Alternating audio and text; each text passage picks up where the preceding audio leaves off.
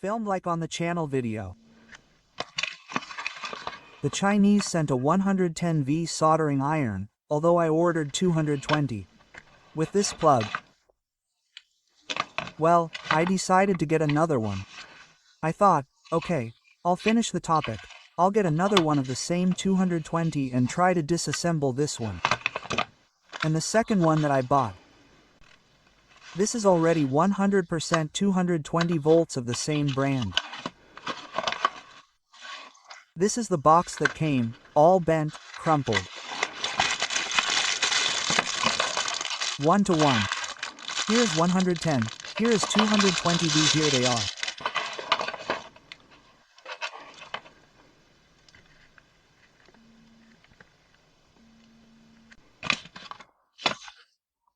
Now I'll take apart this 110V soldering iron with an American plug like this one by one. I'll measure, I'll see what kind of board it has. I'll measure the resistance of the heater and then I'll disassemble and measure the same heater at 220. I'll look at the board and, perhaps, if they are compatible, I'll restore this one too. Well, naturally, you will need to buy a 220 volts heater. You can probably redo the payment yourself. This box will contain parts for 110 volts, this one for 220. First, I will disassemble it and try to get the 110V insides.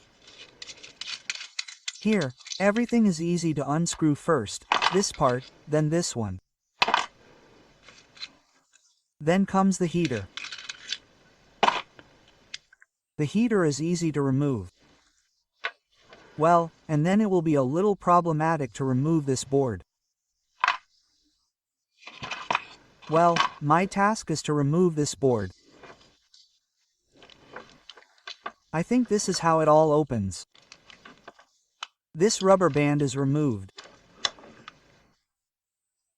And here, I think, there are latches on one side and on the other. Well, then you can remove the board.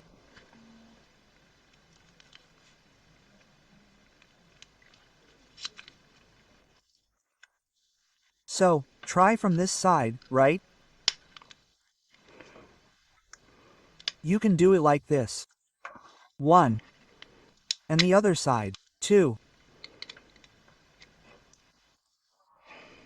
Now here, like, how to remove this rubber band.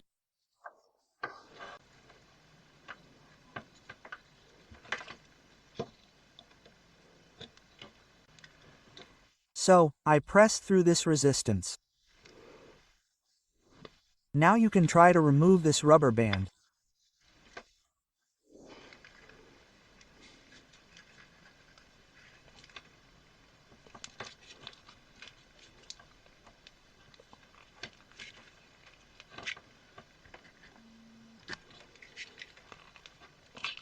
Check. And this is how it all opens.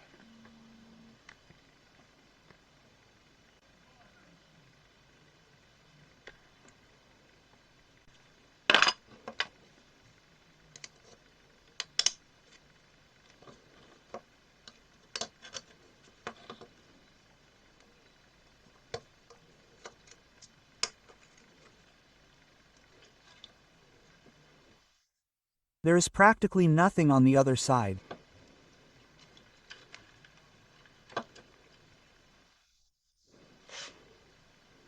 So, just a heater holder. And now we need to measure these resistances. Look at the transistor. This turned out to be not a transistor, but if my memory serves me right, the name is BT131. This is a diode. I'll tell you the name now. If this is a diode, the name is D83V.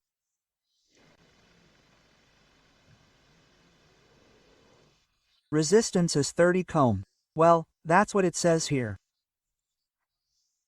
303, that is, 330 multiply plus 30. The second is 114 kilometers. This is 30 ohm. This is 114. Now I'll disassemble the 220 volts 60W soldering iron. Let's see what the difference is. That is, everything here is practically the same, but there is a nuance with the heater and the plug.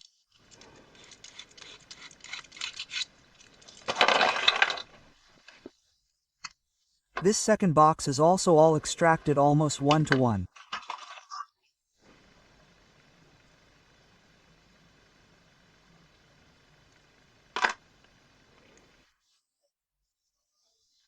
Now I'm measuring the resistance of this heater at 110, then at 220. At 110 volts, the resistance of the heater, more precisely 148 ohms. Check.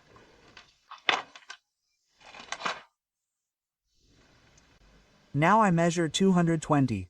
At 220 volts, the resistance is 524 ohm or half a kilo.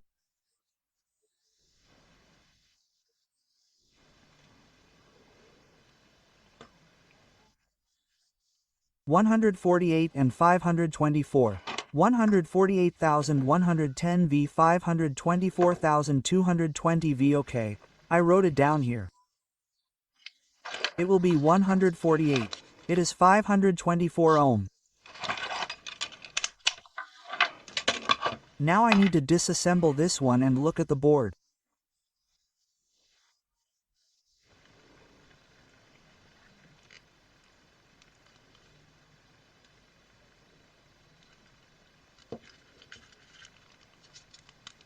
(220 v) yes, and I can open it with a knife.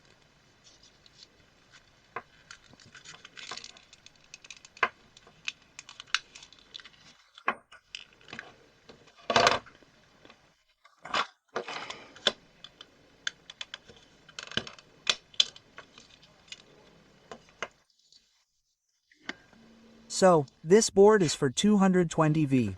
The resistor is also BT131. The diode is the same as the platinum 110V, only the difference is in the resistance. Here are two other resistances. Everything is 1-to-1. The capacitor is the same. Well, only these resistances and the heater need to be changed. Now I will show you the board together. Like this.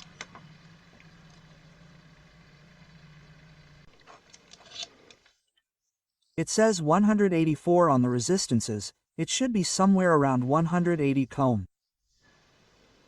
Okay, it is approximately there. On this one and on this second one, 184 is also written and drawn.